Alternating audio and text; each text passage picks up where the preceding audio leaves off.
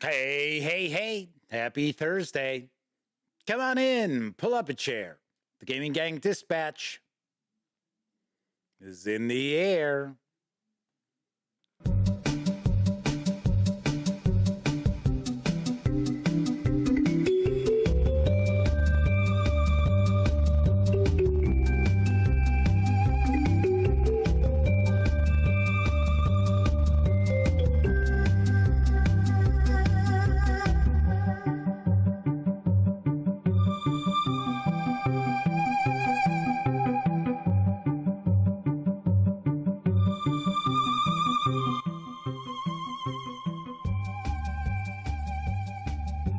Howdy, gang, and welcome once again to the Duct Tape Studios. I'm Jeff McAleer, your host, here at the Gaming Gang Dispatch, brought to you by, shockingly enough, thegaminggang.com, of which I happen to be the founder and editor-in-chief. So welcome aboard. Tonight is Thursday, November 16th, 2023. This is live stream 988. 789.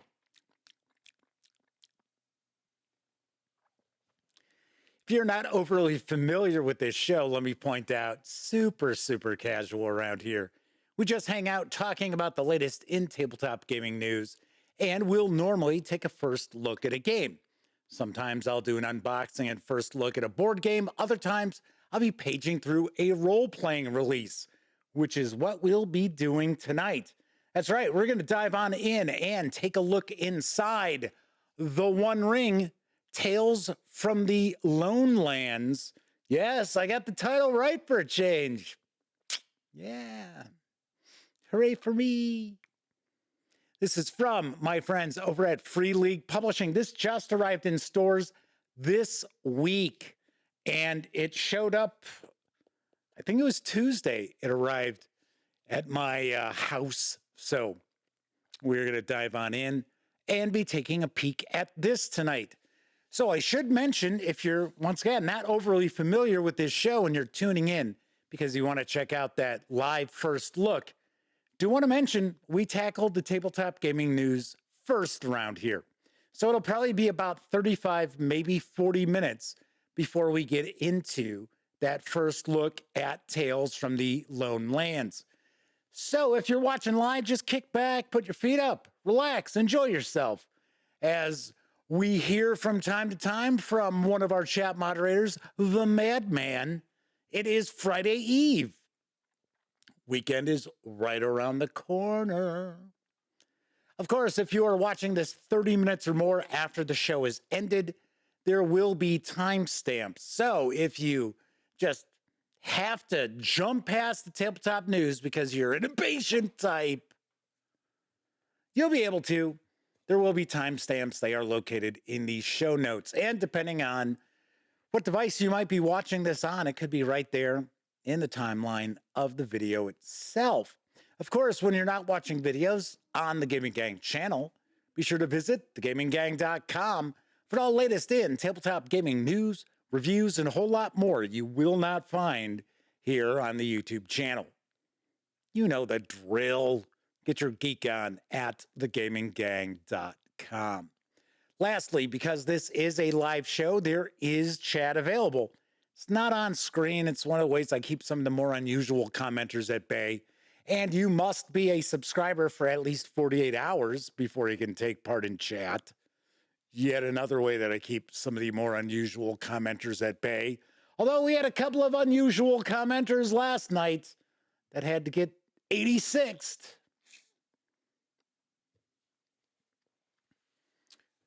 But if you are watching live and you have been a subscriber for 48 hours or more, feel free to say howdy. Or if you got a question, comment, the Lone Lands you want a closer look at, by all means, let me know. I will aim to please. See what happens. First out the gate tonight is our good friend of the show, the Madman himself. That's right, he is kicking off the festivities in chat. He also happens to be one of our chat moderators. wielding one of those ban hammers. Kathy Evans is with us, as is Roger Prudhomme. So welcome aboard. Welcome aboard, everybody. I would not be shocked if another of our chat moderators happens to be watching. If she is, hello to Sarah D out there. Chris Lundgren is also chiming in, saying hello. The madman says the ban hammer is at the ready. Although the reality is we almost never, knock on wood, get people who are, who have to be booted.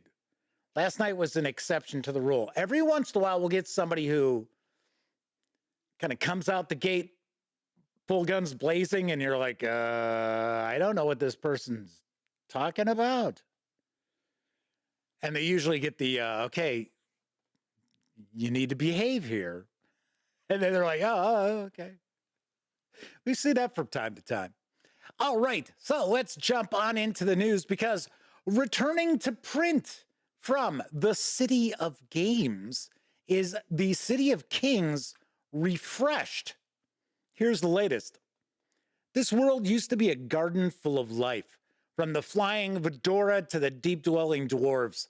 But that was before Vesh came. Damn you, Vesh! Who or whatever you are. The world has been lost, and only one city remains, the oldest city in the world, and the last refuge for all of us. Now, we fight back. The City of Kings is a cooperative tactical role-playing board game, say that 5 times fast, for 1 to 4 players, in which your characters are tasked with exploring the hazard for vital resources and battling your enemies whilst uncovering a story of a world imperiled. You start by choosing one of 7 stories or 12 scenarios. Then select your hero, with each of the 6 heroes featuring 12 unique skills and 9 customizable stats that allow you to specialize in attacking, healing, tanking, worker movement, or whatever you desire. Aside from your hero, you need to manage your workers, who must gather resources in order to trade for new items and build structures to gain powerful bonuses. You explore across the ageless realms by turning over tiles, discovering resources, side quests, hazards, building sites, traders, and creatures as you continue to power up while preparing to enter Azure Rise. At its heart, the City of Kings is a complex puzzle featuring endless strategic battles. Each creature is generated from a pool of spells, characteristics, and stats, offering over 10 million unique battle situations. Oh, are they exaggerating there? Maybe a little bit. 10 million, that's a lot. It certainly is. There are no dice, damage is persistent, and it's up to you to customize your characters and work together to come up with a strategy to defeat whoever stands in your way. City of Kings refreshed, although I don't think they're calling it refreshed, but it is a refreshed new edition of City of Kings. Once again, it is for 1 to 4 players. It's for ages 14 and up. Plays in around 45 to 180 minutes, depending on the number of players and scenario, no doubt. And this new edition will carry an MSRP of $95 when it lands in stores next week. I have to admit, I am very intrigued. I am not overly familiar with the City of Games, which is the company that makes the City of Kings, outside the fact that they are the team behind Isle of Cats.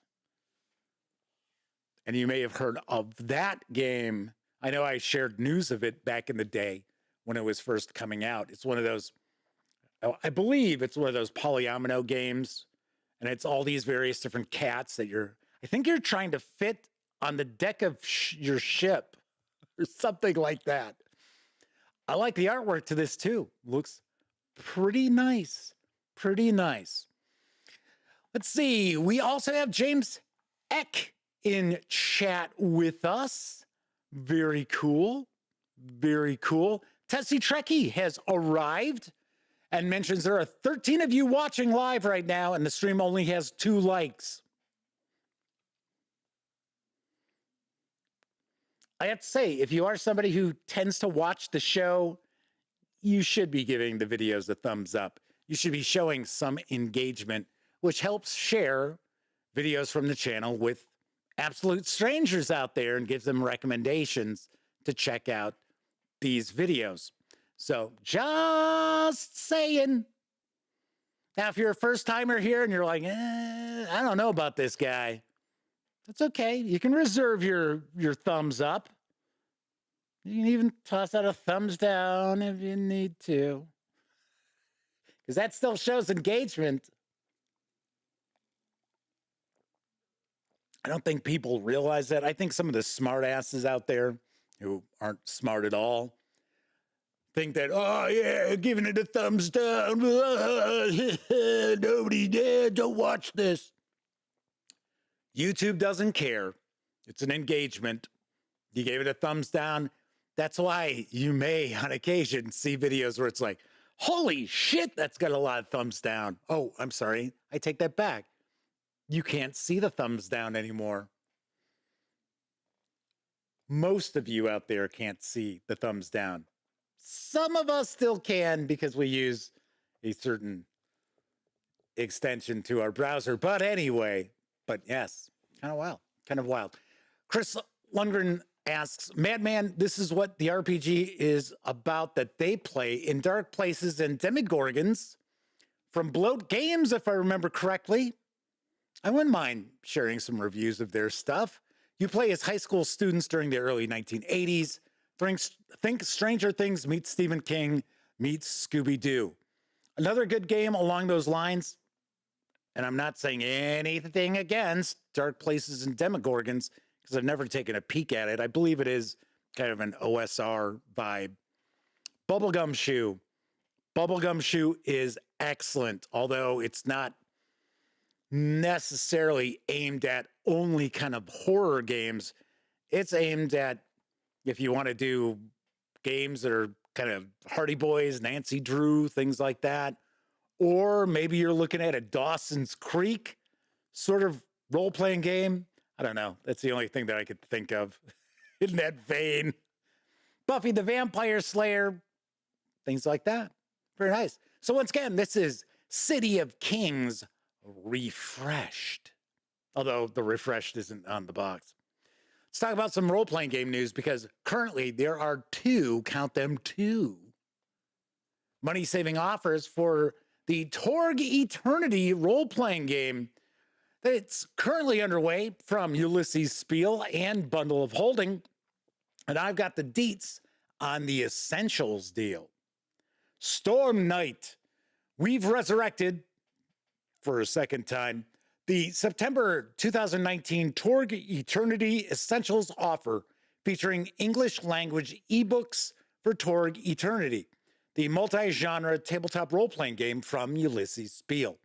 Invaders from other realities, cosms, have arrived on Earth, seeking our possibility energy, where they rule the laws of physics warp to form strange new landscapes.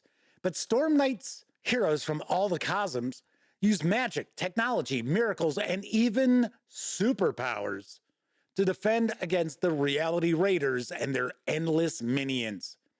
Designed by Shane Hensley, that name rings a bell, huh? Savage Worlds, Deadlands.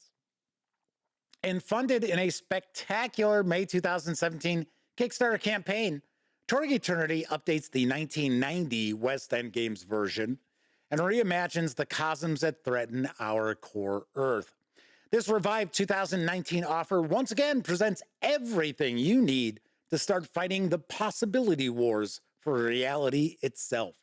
For just $9.95, you get all 5 titles in the Essentials collection, which have a retail value of $37.50 as DRM-free PDFs, including the complete Torg Eternity core rules and drama deck, the scenario collection Delphi Missions Rising Storm, the character journals with multi-page record sheets for storm nights from every cosm, and many free or pay what you want scenarios and play aids like the Day One Adventure Book, the GM Screen and Archetypes, and Session Zero.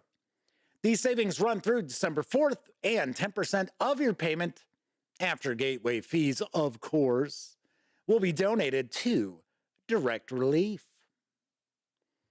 Very nice. Very nice. I used to have a nice relationship with Ulysses Spiele, and then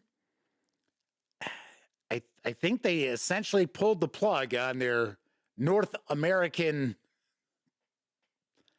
extension, I guess we'll say, of the company, which is too bad. I gotta say, I think Torg is an interesting concept. I liked it. I actually had the core as well as the first releases that came out with that. And I also had the Living Lands, which is like kind of prehistoric. So I had those. So yeah, I thought they were pretty cool. And I think as of now, I might be wrong, but I think all of them have their core releases out now. So there's various different cosms, and what the cosms essentially are role-playing genres. So we have Isle, which is England and parts of Europe, which have been attacked by these reality raiders and have been warped into like a medieval fantasy setting. And then parts of the United States and Canada are like primitive, prehistoric lizard men and dinosaurs, and it's really wild. There's the cyber papacy, or papacy, I guess I should say, where there's the cyber pope, and that's kind of a cyberpunk. I would say it's a mix between like cyberpunk and 1984, although I never had an opportunity to check much about that out. But this is the first of the two bundles of holding that are going out right now for Torg Eternity. The other is for Cosm books. It's not all the Cosm stuff. It is, I don't think it's the last two, but it's two very recent releases. And I want to say off the top of my head, I actually didn't take a peek, but I think it's the cyber papacy and the horror setting. And it's like Orosh. It's like an anagram of horrors, which, if I remember right, I think have like demons and undead and all these other things. It's an interesting role-playing game.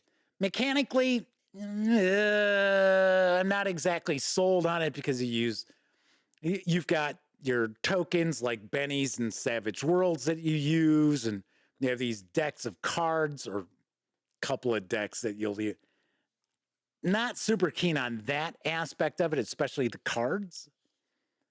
But all in all, as a setting, as a concept, pretty interesting. And I know back in the day when West End Games produced it, it had this like complete meta plot that was going on. That was pretty wild.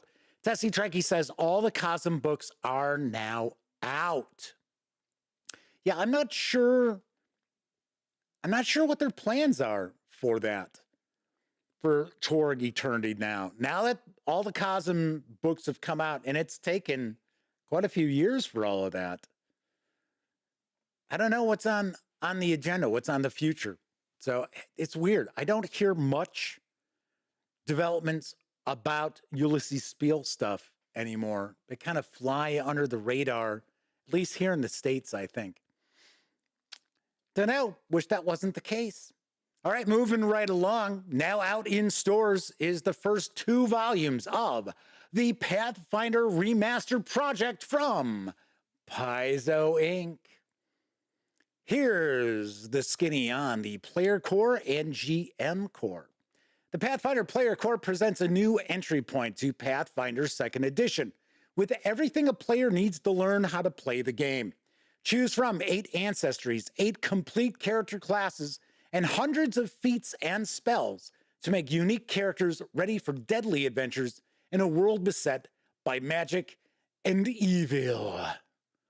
This 464-page hardcover tome is the definitive rules resource for all Pathfinder 2nd Edition players. And then unleash your imagination, creating worlds and stories beyond measure with the new Pathfinder GM Core for Pathfinder 2nd Edition. This comprehensive 336-page hardcover rulebook gives game masters everything they need to craft thrilling tales of adventure, from a single night's dungeon delve to complex epics spanning years. Within these pages, you'll find clear guidelines for creating new hazards and monsters, tools to design challenging, balanced encounters, and rules for rewarding characters for the dastardly challenges you array before them. Pathfinder GM Core also contains a dragon's hoard of magic items and treasure. Simple, not simply. Simple healing potions to magic weapons, an armory, and legendary artifacts. Includes dozens of brand new items.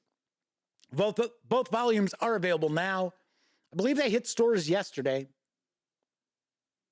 I believe so. I know they're out. It was either Tuesday or yesterday that they came out. Both volumes do carry MSRPs of $59.99 each. As I've pointed out previously, I do have the PDFs of both these new books. I do not have the physical books as of yet. Now, I know gamers out there who had pre-ordered have received them. Reviewers have not. To my knowledge, reviewers have not. Because I have seen some reviews pop up. I haven't read them because I prefer to, do my own thing. But as far as I understand, they've only been sharing reviews based on those PDFs, which is not really how I do things. I share my reviews with physical books. So we'll see. My contact over at Paizo Inc. has indicated that, yes, they are coming. They had not shipped out yet, for at least to reviewers. But I got to be honest, now that Aaron Shanks was promoted, so he's no longer my contact as far as marketing, PR, dealing with the press over at Paizo Inc. I got to be honest, I don't think the new person's overly keen on this outlet. I don't know for sure. I just get the feeling that I am not their cup of tea, which is weird because Aaron's complimentary about the gaming gang and had been for quite a long time. I don't know. We talk about this all the time. Companies that I'm pretty tight with, all of a sudden they change up their marketing person. And it's like, oh well. So I don't know. I don't know. Madman says they received an email today. I got that same email saying that the Pathfinder Player and GM Core are both available now on Fantasy Grounds. Nice. Brian Gronberg is with us in chat. Chris Lundgren says, I like Pathfinder, but after I bought into 2nd edition, I can't afford to start all over with the revised edition. And there are changes. So this is not simply cleaning up the presentation of the rules to make it easier for players to understand. There are serious changes to Pathfinder 2nd edition. So keep that in mind. Brian Gronberg says, reading between the lines, that kind of thing. I don't know. Like I said, like as an example, whenever I would share like a review of a Pathfinder or Starfinder release, or I shared my monthly Paizo preview video, Aaron Shanks would practically immediately repost that on their social media. So I would see it pop up on Twitter. I'd see it pop up on Facebook. That is not the case anymore. I think it's on Fridays, the new marketing person or press contact or what have you, they share on like Twitter. And it's kind of like, okay, so you kind of get lost in the shuffle there. So yeah, I don't know. And part of it too is you got to realize that a lot of these marketing folks, a lot of these press folks, the PR folks, they don't appreciate it when their releases get, oh, I liked it kind of review, like a 7 out of 10. They're not too keen on that. So a lot of times they don't want to like share that. Didn't you know?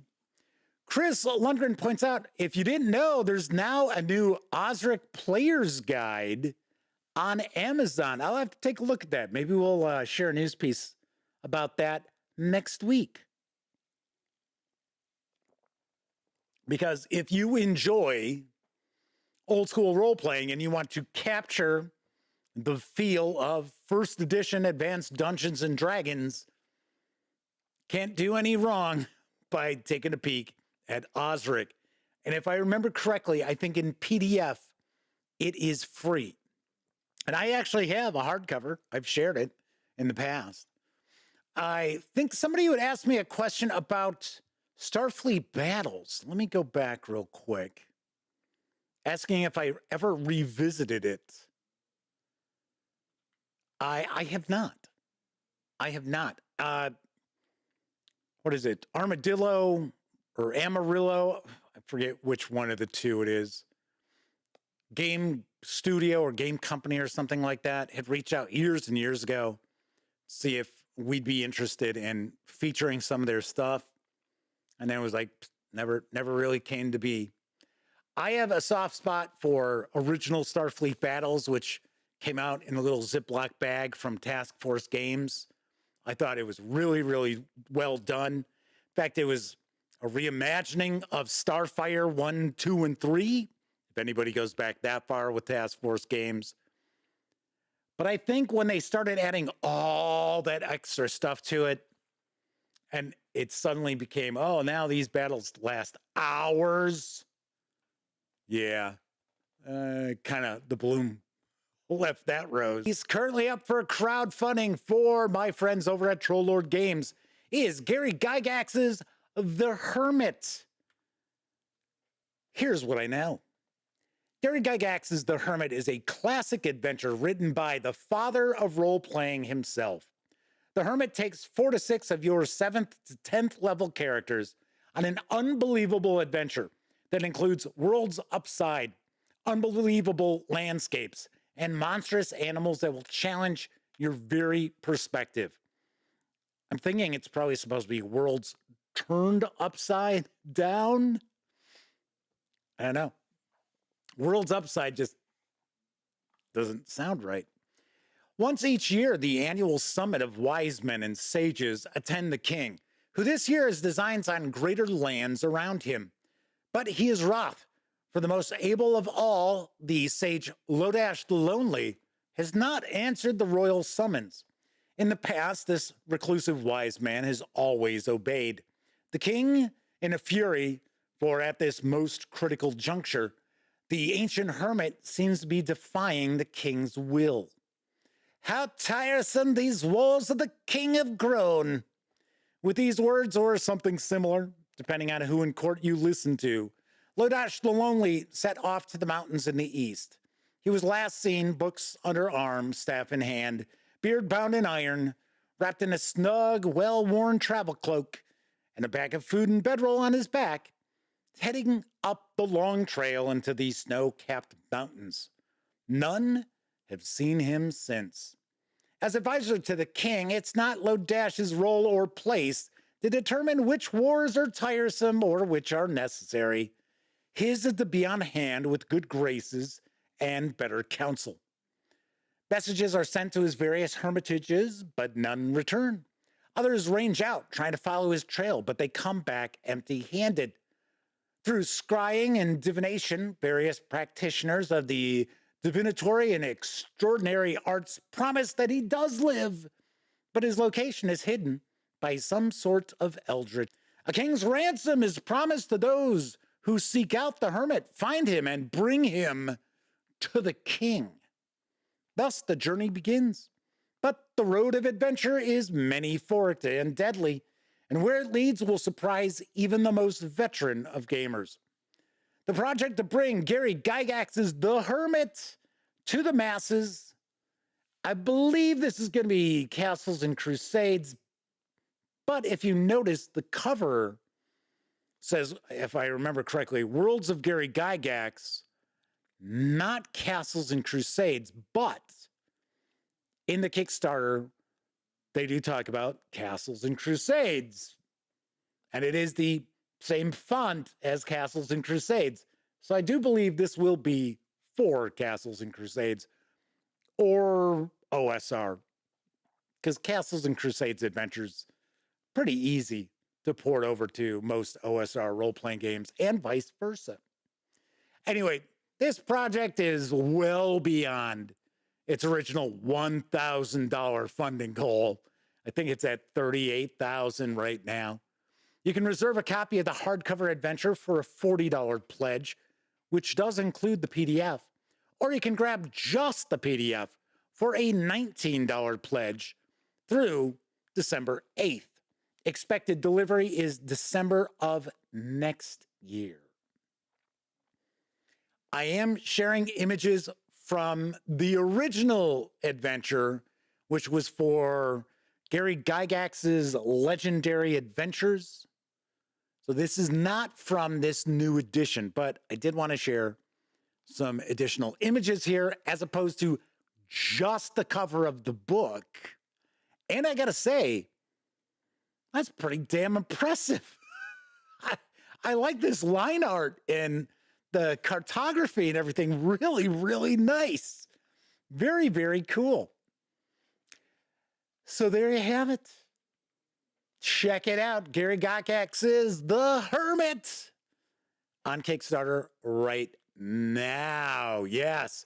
So if you caught my interview with the fine folks over at Troll Lord Games, then you know that they are working to show to the executor of Gary Gygax's estate, the arbitrator who is now in charge of it because of all the infighting and that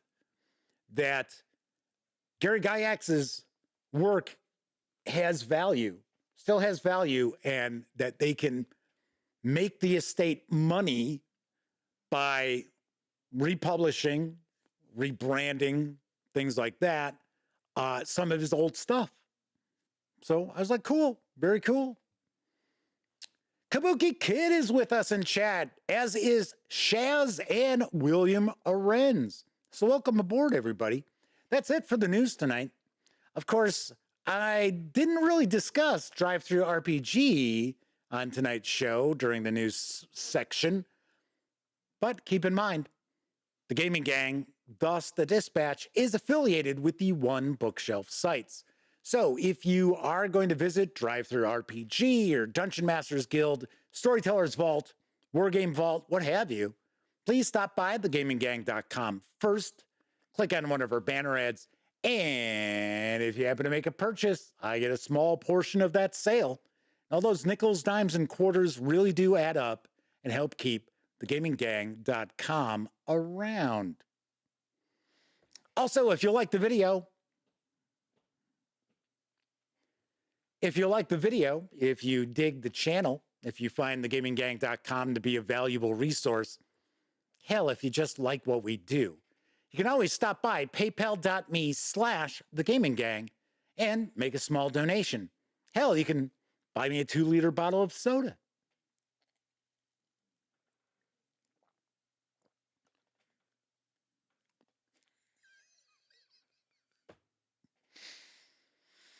Yes.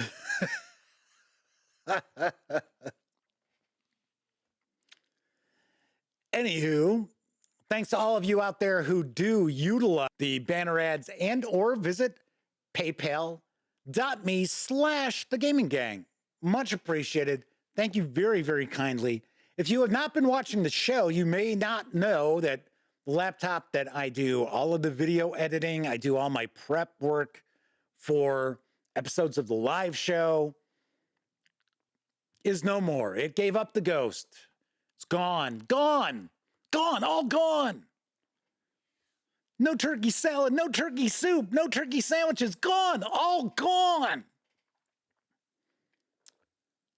So I need to get a new laptop, and I have to say, friends of the show and the channel and the outlet, thank you very, very kindly. Right now, we are at $391, which have been donated, which I should say has been donated towards a new laptop. And as I mentioned previously, it looks like the laptop that will fit the needs of the channel and be a little future-proofed is right about $1,000 on sale next week for Black Friday, or Black Friday week, I guess it is.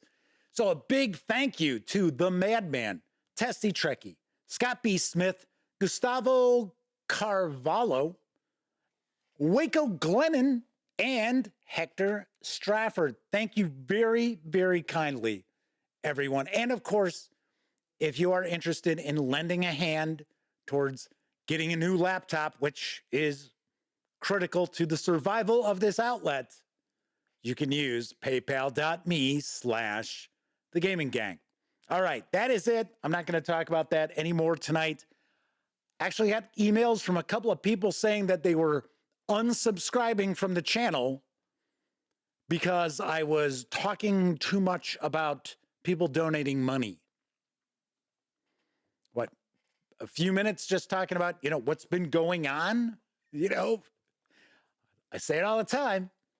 I'm transparent. I talk about what's going on that affects this, like, what did I have for lunch? But yeah, I actually had a couple of emails today, and the subscriber count dropped by, well, YouTube's weird because I'll see, like, all of a sudden, boom, like there's 5 fewer subscribers, and I'm like, wow, that's kind of funny. And then all of a sudden, back comes like 8 subscribers. Like the next day, I'm like, okay. Scott B. Smith is with us, says they unsubscribed because I refuse to make wacky faces on the video thumbnails. Lord, I hate that. I just hate that. I really do. I'll tell you what, I'll show you my least favorite, and it's not really a wacky face, but I swear this drives me nuts when you see all of these people in their thumbnails doing this.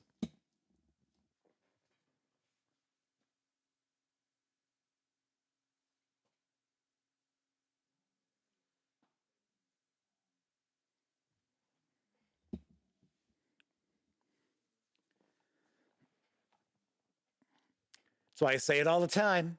This is an acquired taste. I am certainly not everyone's cup of tea. I get that. But I will not I will not stoop to that. The most you see me do is like on the thumbnails for the live show here.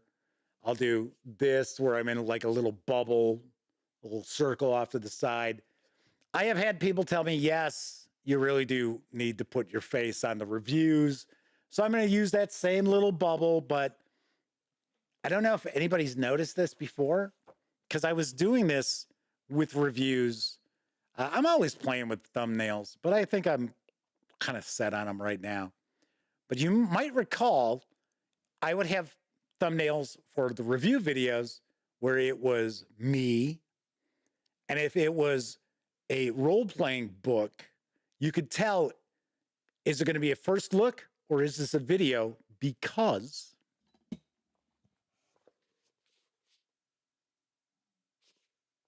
first look,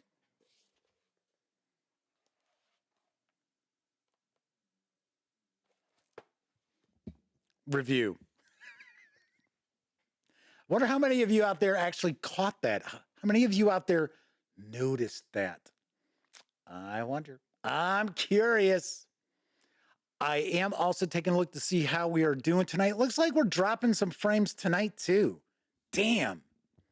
And I'll tell you what, I am pretty sure it is YouTube. I'm pretty sure it is YouTube because now I'll be the first to point out I have not done some outside checks as far as our, stability of our upload. But I've been seeing more and more of this on YouTube with live streams where you'll see where it just drops. I noticed it on last night's show. We had some drops as well as some freezes. And I go back and I look at the recording, and the recording's fine. So I don't know. I do not know. So James X says they're pretty oblivious to thumbnails. Most people are. But, when you see stuff where it's like, ugh, you're like, what the fuck is that? Kevin King is with us in chat. Good to see you.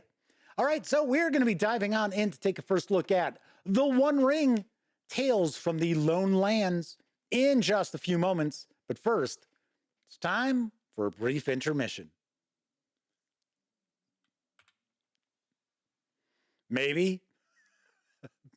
All right, come on. 1, 2. It's intermission time, folks. Time out for a delicious snack in our sparkling refreshment building. Every item a fresh, appetizing taste treat.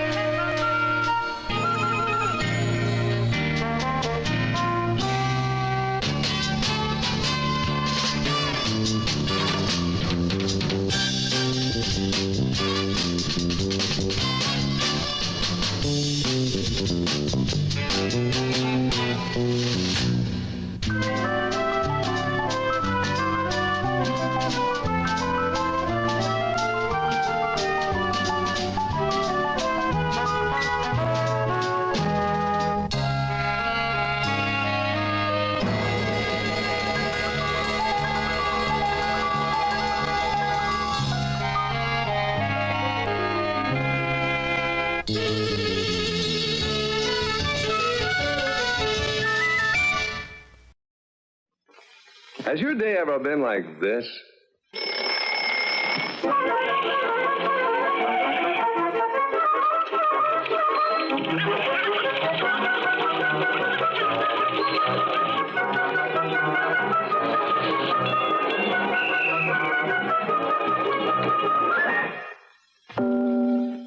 Time for relaxing. My working day is through. I'm in my slippers and watching TV too. Now pour me a glass of National Bohemian and I'll be satisfied.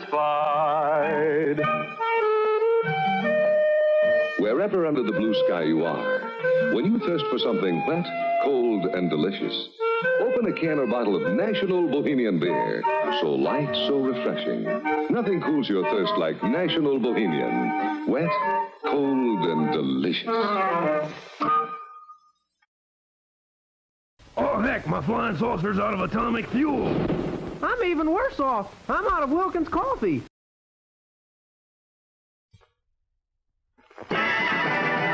G.I. Joe, G.I. Joe, fighting man from head to toe, on the land, on the sea, in the air. G.I. Joe attacks! Boom, boom! G.I. Joe takes the hill! Bam, bam! Horrific battle! Terrific equipment to have a battle with. When you get G.I. Joe and the authentic G.I. Joe equipment, you'll have the greatest realism, the greatest fun you ever had in playing soldier. Box after box of authentic uniforms and equipment, so you can change your G.I. Joe soldier into a camouflage Marine ready for battle, a Navy frogman with complete scuba suit and inflatable life raft, an Air Force pilot with high-altitude helmet and air vest. Get G.I. Joe and get G.I. Joe equipment so you can set up exciting battle action whenever you want. Remember, only G.I. Joe is G.I. Joe.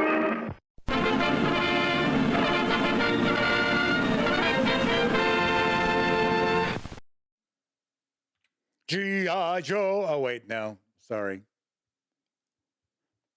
That's years and years later. And for some strange reason, there was another beer ad that had sailing in it. I swear, I'm not trying to, sublimity. I'm not trying to sublimity.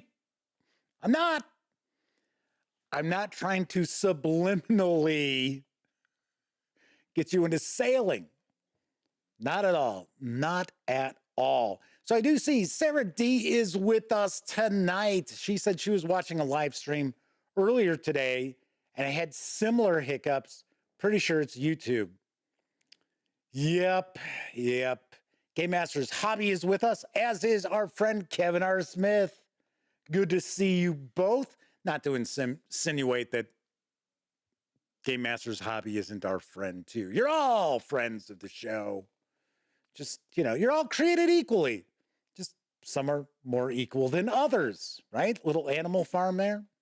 Jack Hanks has arrived as well. So Madman says if you're going to promote sailing, he's going to have to teach some boating safety in chat. Like, don't drink a lot of liquor. I went out on Lake Michigan with somebody years ago. A friend of somebody I worked with, and they owned a boat.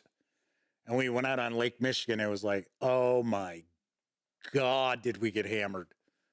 And I thought, this is what you do all the time when you come out here? I was like, oh, jeez. Alrighty then. So tonight we are going to dive on in and take a first look at The One Ring, Tales from the Lone Lands from Free League Publishing. It's written by Gareth Hanrahan and Francesco Nepatello.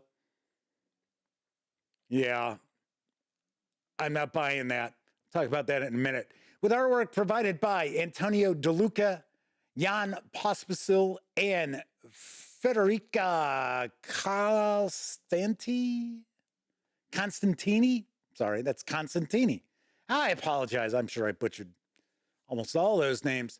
This 144-page hardcover with PDF, if you order from my friends over at Free League Publishing, carries an MSRP of $39.99, or you can grab just the PDF alone over at DriveThruRPG for $19.99.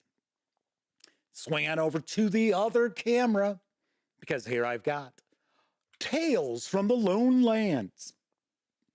Do what I mentioned before we jump on in. My friends over at Free League Publishing were kind enough to provide me with this review copy, but neither I nor anyone else affiliated with the Gaming Gang has received any other sort of compensation for me to share this coverage with you. And yes, hey, I'm back. I was actually taking some images. I was taking some photographs down here earlier today. And yes, I was actually using this, and I was like, oh, gotta get rid of that little shot of me in the corner here. And then I forgot to turn it back on. Yeah, all right, there you go. Hey, I'm human. What can I tell you? I make mistakes. Anyway, so yeah, the Gaming Gang has received anything outside of this review copy for me to share with you. Let's take a look at the back here.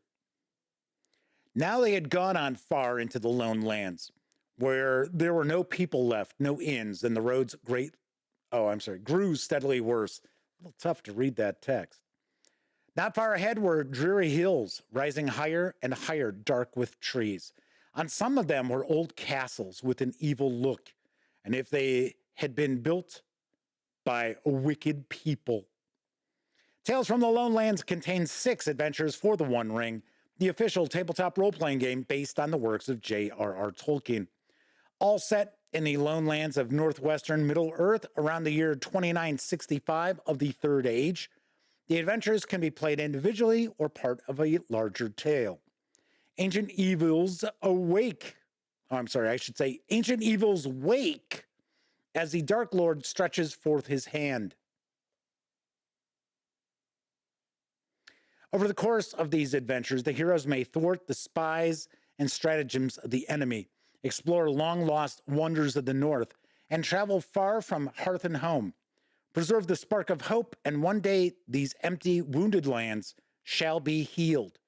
Fail, and all will be destroyed. So this did arrive in stores this week, so it is available now. If you also are interested in Lord of the Rings role-playing, I believe this volume is going to be titled Tales from Erebor, I think. I don't know. Russell Higgins says, the girls giggle because they are hobbit-sized. Good to see you, Russell. Thanks for joining us. I will say, out of nowhere today, I get a recommendation on YouTube, and it is The Ballad of Bilbo Baggins, sung by Leonard Nimoy. And it was a video, but I was like, what? So, of course, I didn't actually watch it. I just kind of hovered on it so it would play. I watched the preview of it, and I was like, wow, this is trippy.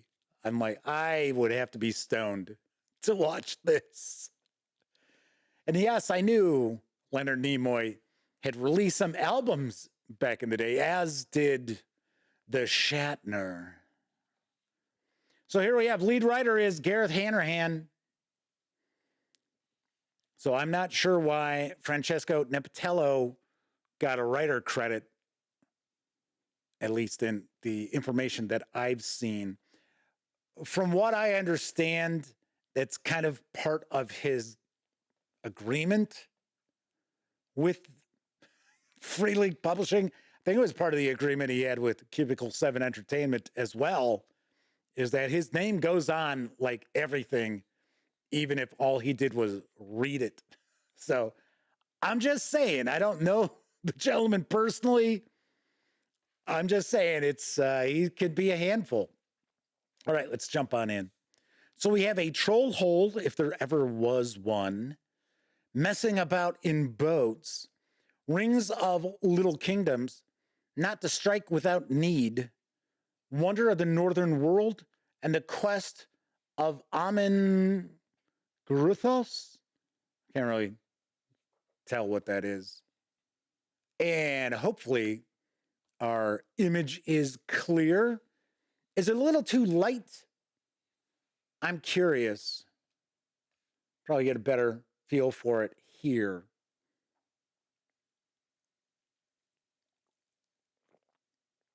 Because I do want to make sure that you can see the text. We're not going to look at each and every page, obviously enough. But I want to make sure that you are able to see the text.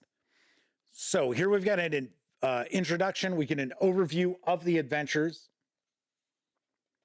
Talking about the lone lands of Erebor. I got to be honest, I don't know if I'm pronouncing that correctly. I don't. Yes, of course, obviously I have read The Hobbit. I have read Lord of the Rings multiple times, but I am certainly no Stephen Colbert as far as those things go. I tried to give the Silmarillion a shot once, did not dig it. I tried to give Lost Tales a shot once. Dug it less than Silmarillion. So pretty much only stuck with The Hobbit and the Lord of the Rings trilogy. So we have some lineage info here. It says these adventures give one of the player heroes in the company a possible heroic lineage, an ancestry hearkening back to a line of heroes and champions. This character is referred to as the heir and must be selected by the lore master. I don't know, that can kind of be tough. I got to be honest, I am never a fan of one of your players, one of their characters at the table being singled out to be more important than the other players. Maybe in a short one shot, something like that, I could see that being pulled off relatively easy. But something longer than that? Ooh, I don't know. Kevin R. Smith says you should look up the game where you guess whether a name is a Tolkien character or a medication. Scott B. Smith says, I will humble brag and say that I did make it all the way through the Silmarillion. Bravo. Really, a massive tip of the cap to you on that, because I was like, ooh, this is so dry. This is like a desert. Right, so we have some example ancestors, I guess, based on the... So here we've got our first adventure, right? Is that it? Yes. Cool. I like the artwork here. Off the top of my head, I don't recall in the One Ring adventure books that they've released so far, which I think is what, one? I don't know. Off the top of my head, I don't recall. I don't remember it being a spread for the artwork. I thought the artwork was like one page, or it was like half the page. So I like that. That's cool. In a hole in the ground, there lives a troll. Not a nice, cozy hobbit hole full of comforts and a well-stocked pantry. No, this is a troll hole, awash in noisy things and bones crunching underfoot wherever you step. If there is a pantry in this troll hole, it is a prison cell. And it is not just one troll, it is a whole family of them. They came down from the troll shaws on the edges of the old kingdom of Angmar. The Witch King of Angmar has no relation, and encamped near the crossroads of Bree. Trolls are not unknown in these parts. Bilbo Baggins met no fewer than 3 of them on the road, and another made trouble in the graveyard in Bree a generation ago. But a whole family is a danger to Bree and the lands around. Now Bree is defended in secret by the Rangers of the North. Most Bree folk do not know this, but the trolls, oh, they know it. The stones of the Ettenmoors are stained black with troll blood spilled by Rangers. This family of stone trolls may have crept past the Rangers, but they know they will be attacked if they just stomp into Bree and start chomping. The head of the family is a clever old troll matriarch named Nellie Longarms, and she came up with a plan. Instead of the trolls going to the meat, they would lure the meat to them. Kevin R. Smith says that game is called Antidepressants or Tolkien. Bupropion. Wellbutrin. Kevin King says Silmarillion is about as much fun as reading the Old Testament. All right, just kind of taking a peek here. So that is our plot synopsis of our first adventure. I will say, I always like the line art that we see in the One Ring and, obviously enough, Lord of the Rings role-playing. And I like the maps. always really cool.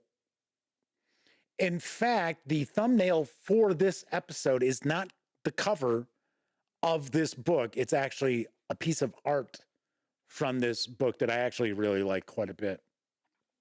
So we get our stat block for Nellie Longarms. So I know the Madman runs among a multitude of role-playing games Adventures in Middle-earth, which was essentially Lord of the Rings role-playing back when I was with Cubicle 7 Entertainment. And I was kind of curious, if I may ask the Madman out there, what is it that draws him to the Adventures in Middle-earth and running it in particular? All right, so our next adventure is Messing About in Boats, which I would think hobbits would not enjoy. This is the third age of Middle-earth. Long ago, before all the world was changed, there were other lands. Their names have passed into legend. Beerland and Doriath, Gondolin and Nargothrond, the dead fortress of Thangorendrim. See, these are all antidepressants. Maybe you didn't know that. There, great deeds were done, great battles fought, and terrible losses endured. There the elves fought Morgoth for possession of the enchanted and Luthien, Thor and Turin, all the heroes of old. All those lands were drowned in the breaking of the world at the end of the first age. All drowned, and so much was lost, but not all. In this adventure, an astrologer's divination leads to the player heroes taking a ship from Landair and sailing to the Western Isles, one of the last outcrops of the drowned Belier land. I know I'm not pronouncing that correctly. There they face the shades of the dead and other perils out of the distant past. They also face the question, what is the price of heroism? $1.95. What does it mean to be the ones who stand against the shadow? Sweet. The Madman says that they really enjoyed The Hobbit and Lord of the Rings, and they knew the players in that particular group would really enjoy it too. Sweet. I will point out, if you're not familiar with mechanics of the One Ring, it is relatively lightweight mechanically. It is very easy to wrap your head around. In fact, next time we hit a stat block for a creature or NPC or something, I'll stop and focus on that a little bit. So here we have the Isle of the Mother with keyed locations there. Looks like the air comes into play in this adventure also. So we've got the stat block for Loseth Hunter. And that's it. It's this. That is your stat block. Wood White's dreadful, rotten. Here's your stat block. So the multiple pages of stats and that you find in, say, 5e D&D are not present in the One Ring. Kevin R. Smith said, well, the first chunk of the Silmarillion is Middle-earth's creation myth after all. So I guess it would be like reading the Old Testament. Next adventure, Kings of Little Kingdoms.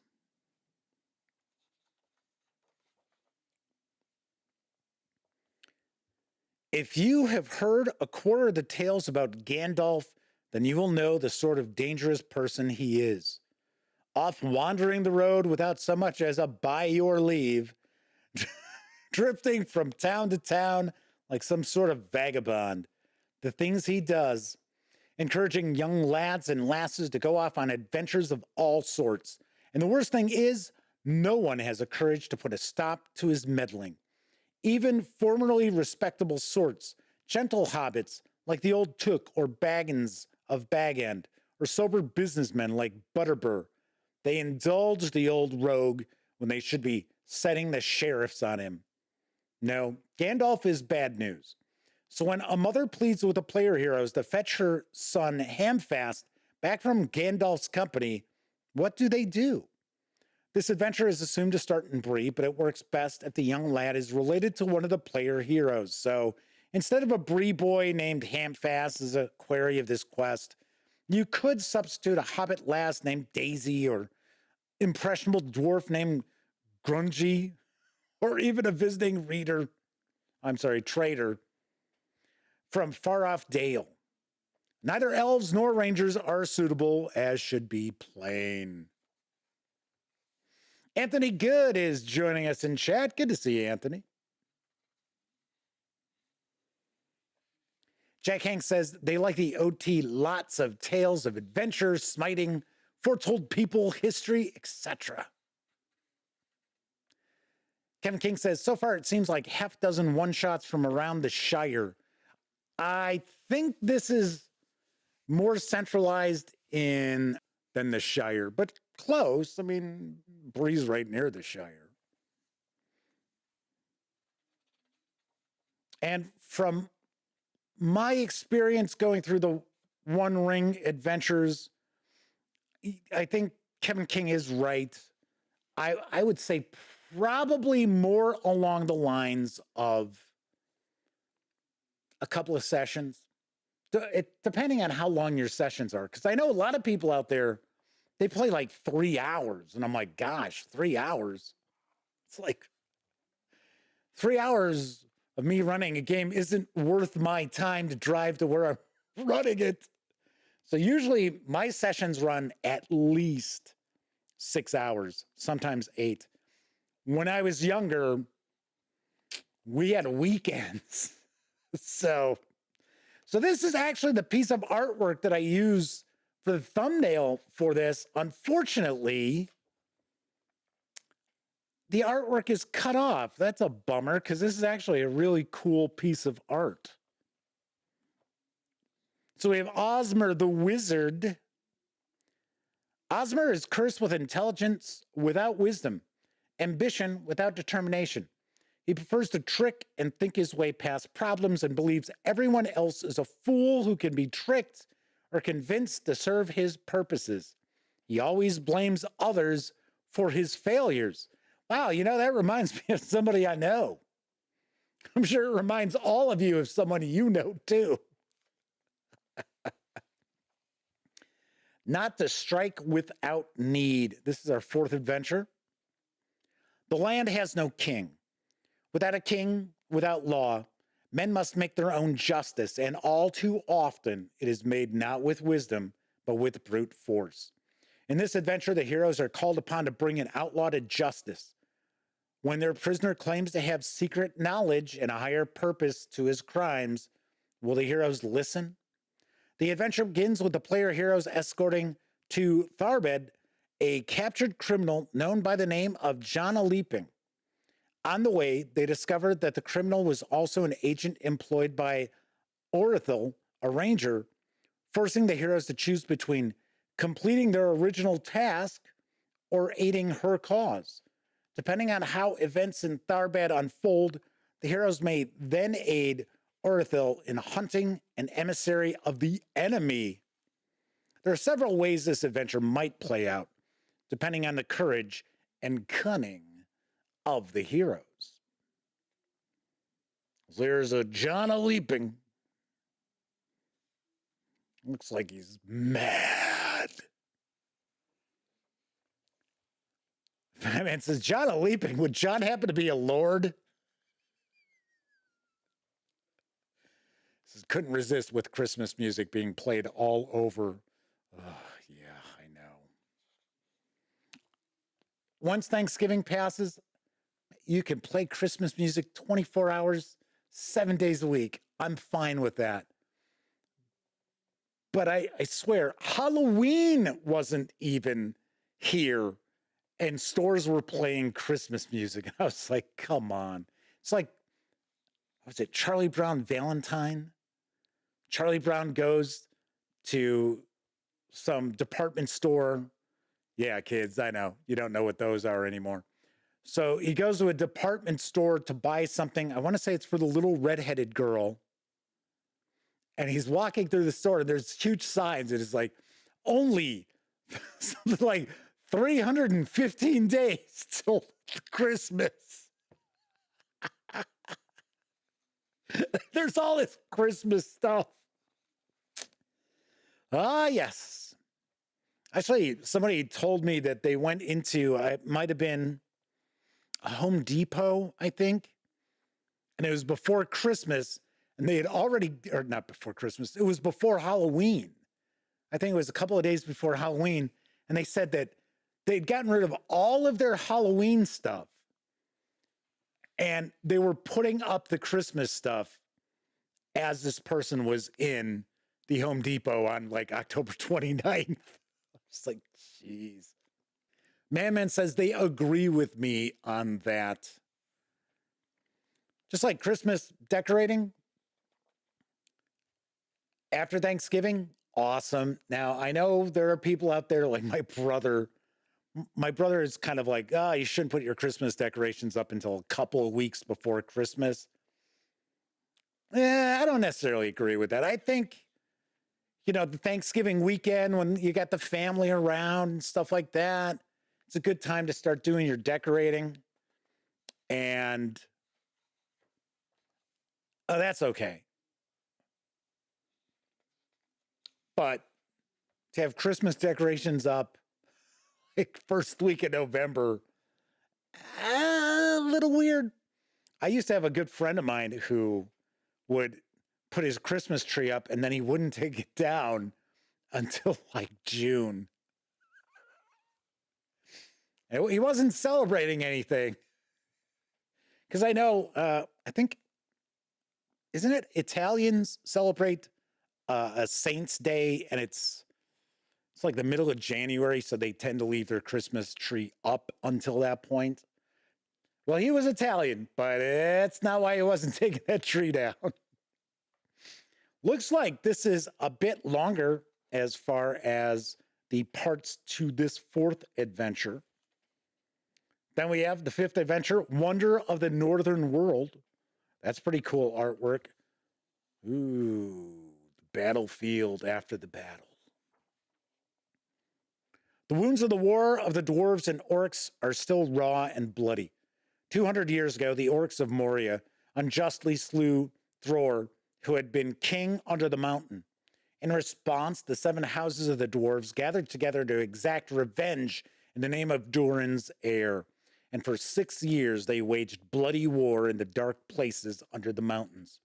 From Gunabad to the eaves of Fangorn, from the river mountains to the iron hills, the cry resounded, Burik Kazad, Kazad al-Menu. But as the power of Mordor has grown, the orcs have returned to their lairs and fortresses in the Misty Mountains and in the ill-omened reaches of Mirkwood, and they have not forgotten the injuries dealt to them by the dwarves. Did I say the dwarves have returned to their lairs and fortresses? Should have been orcs.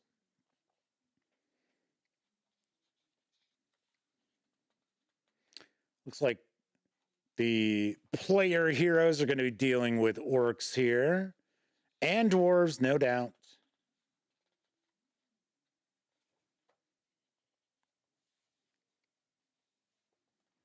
So here we have another location, Rathsirig.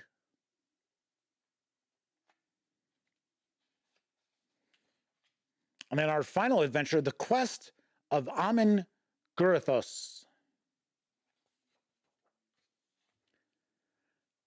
The heroes set out on a journey to the far north to seek answers among the folk of that region.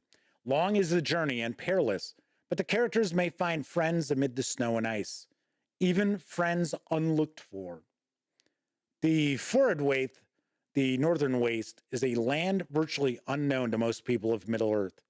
In ancient times, it lay under the dominion of the enemy, for the fortress of Angband lay in that region.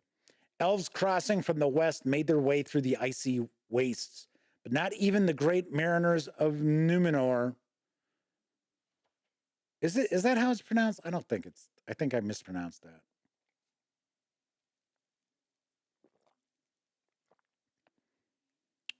Brave the crushing ice fields and treacherous bays. Mortals have long dwelt there, a hardy and secretive folk who learned to survive in the cold lands. The heroes have met one such tribe in a previous adventure, the folk of Jagar, who dwelt in the western portion of the Forenwaith around the ice bay of Ferachel. So one possible path would be to retrace the famous journey of Avendu Last King. Okay. And go north using the Eredlune to the barren lands of the Cape of Forachil. Man, I always love these fantasy names. Kevin King says a scenario that tied in with Angband would be interesting.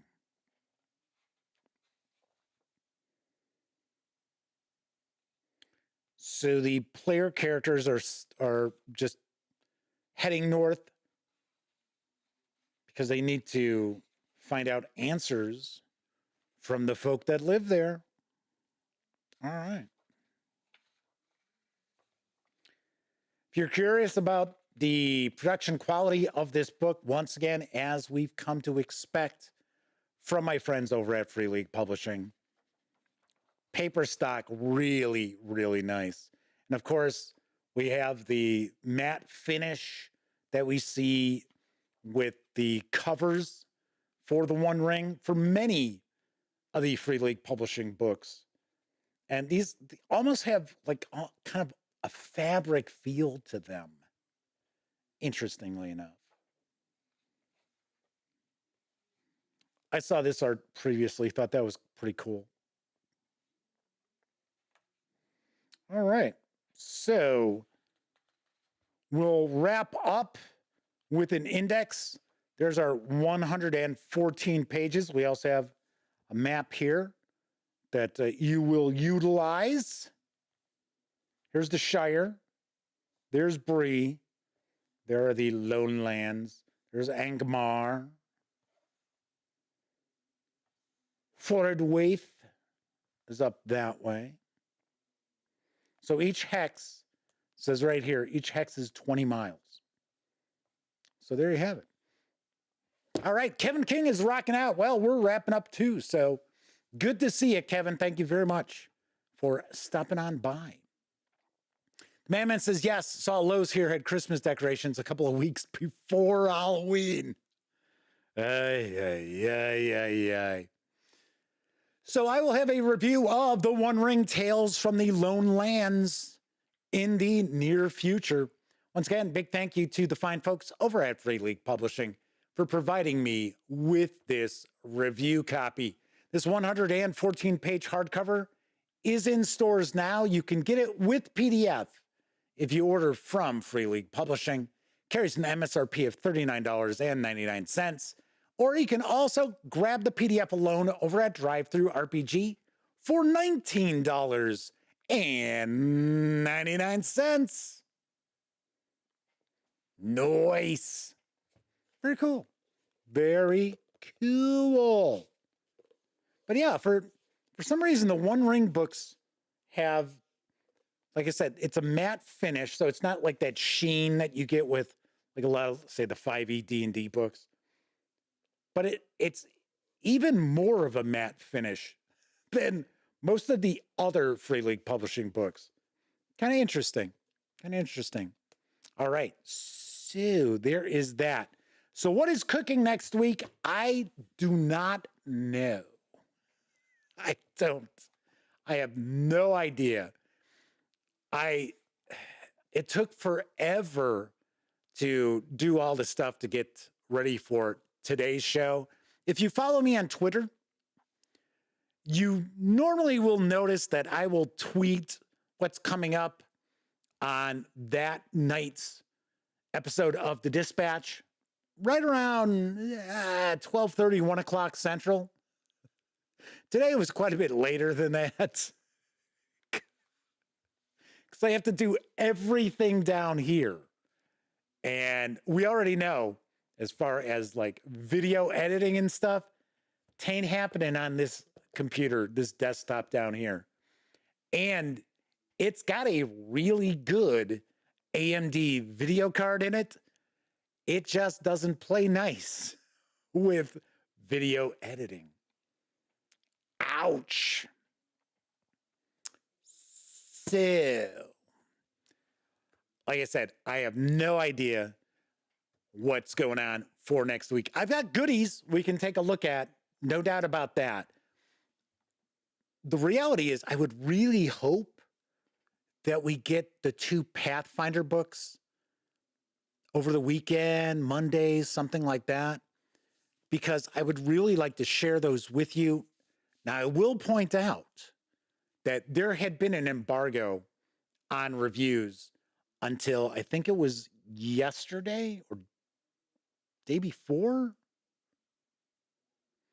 And the marketing person at Paizo has asked that reviewers not share a lot of pages from these 2 books, to use artwork and things like that.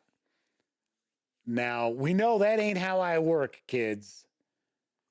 So when we do get them, I am going to share a first look, keeping in mind what I will probably do is show far fewer pages than normal in a page through, and I will leave my hand on pages to block stuff out. Kevin R. Smith, I think I said hi to Kevin. If not, no, I did. I said friend of the show, I think, Kevin R. Smith. Says already got his and thinks the Madman does too. Yeah, I thought the Madman pointed out he's got his. Guess it's the benefit of being a subscriber. Well, the weird thing is, I am a subscriber. They've got me as a subscriber.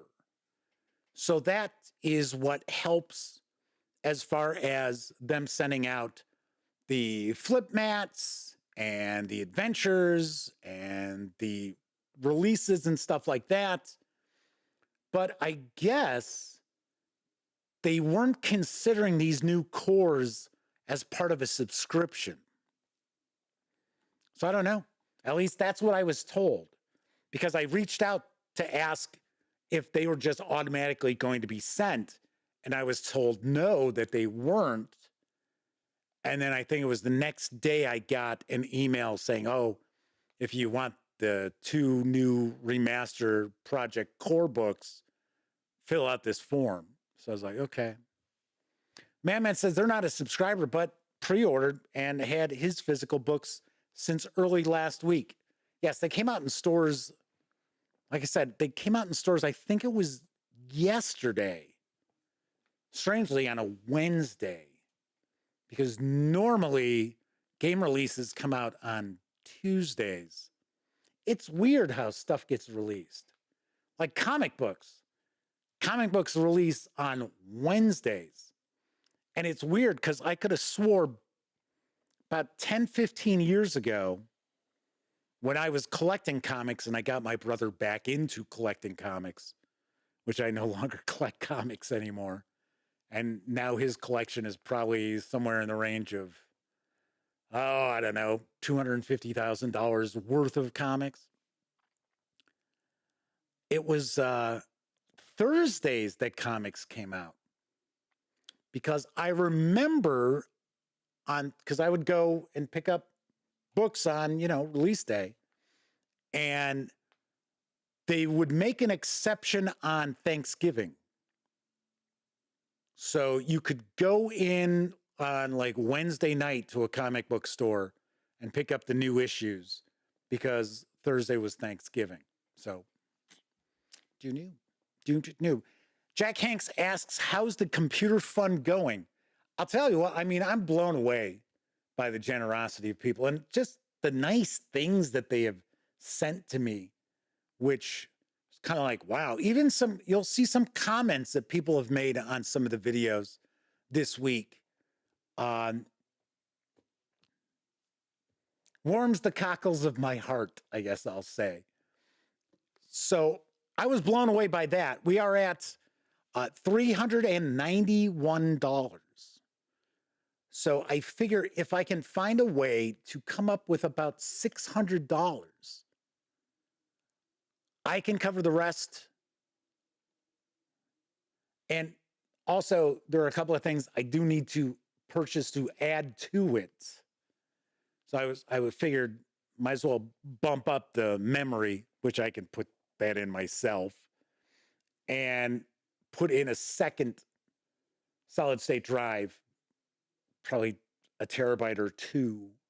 Because like all laptops these days, for some stupid reason, it's only got 512 gigs, which is ridiculous because, well, I shouldn't say ridiculous. It's kind of silly because once you have Windows 11 on there and whatever bloat the manufacturer puts on it, you're down to like 420 as far as your gigabytes there, give or take.